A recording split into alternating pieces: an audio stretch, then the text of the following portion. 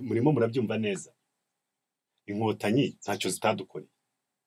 Bari mu kigero nk'icyanyu cyangwa hasi gatoya yanyu, bishoye mu ntambara kubera ko ari bwo buryo bwonyine bwari busigaye kugira ngo batabare igihugu cyacu cyari cyamaze kwijandika mu mahano ya jenoside yakorewe abatutsi. Baremera baza gutabara u Rwanda bazi neza ko harimo n'abazahasiga ubuzima, ariko baraza.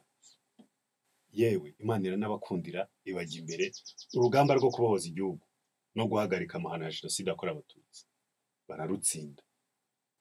Bahera ubwo batangira gusana ibyangiritse, baca imanza zitabera, bahabarira abakoze amahano, barihirira amashuri imfubyi za jenoside, bafasha abapfakazi, bateza igihugu imbere, kigira ijambo ku isi, bakigira igihugu gihiga ibindi bihugu byinshi bisangiye umugabane. Baritabazwaho rukomeye.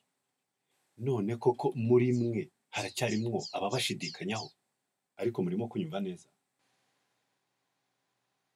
Uyu munsi rero dufite umushyitsi, ni intumwa ya rubanda, afite icyo ashaka kubabwira ku burere mboneragihugu.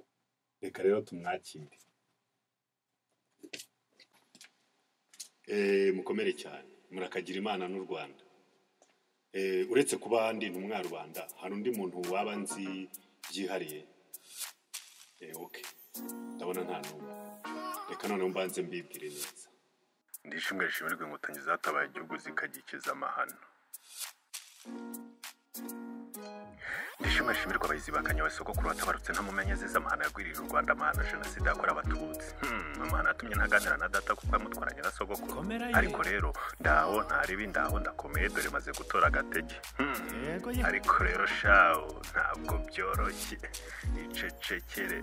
So urumva u Rwanda naruvukiye marindira urwango rushingiye ku macakubiri aciwe n'abakoloni kuko inyungu zabo bwite. Umva amacakubiri arurundumuye akarucubiza muri aya mahano ndi kubabwira, jenoside yakorewe abatutsi reka ariko bameze mwigero yose. Umva u Rwanda rukuriramo rwibura rwibaka ruyobowe n'intwari zarutabaye rutarahenengera. Umva ibyo byose njye nkabirebereye mu mfuruka rwose itagaragara, aho negetswe n'agahinda ihungabana ry'ingutu ubukene n'indwara zidakira. Baba data we, ndahundagurana n'uburere, uburezi, ubuyobozi, imyizerere, inshingano, imibanire n'abandi byose ndaberura nkabicamo, ariko bintera urujijo.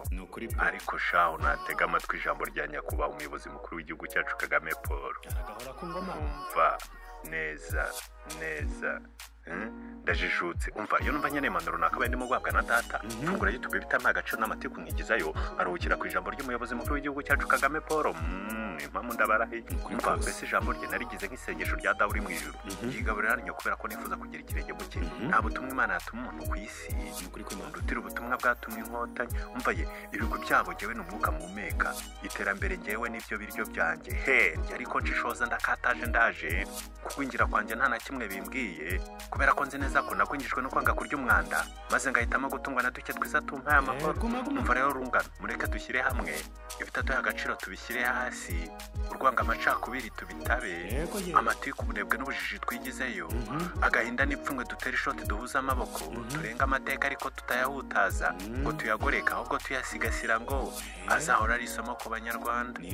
Umva yo wakoze amahano emerere guhanwe, kandi usabe imbabazi niba ko gukunda u Rwanda.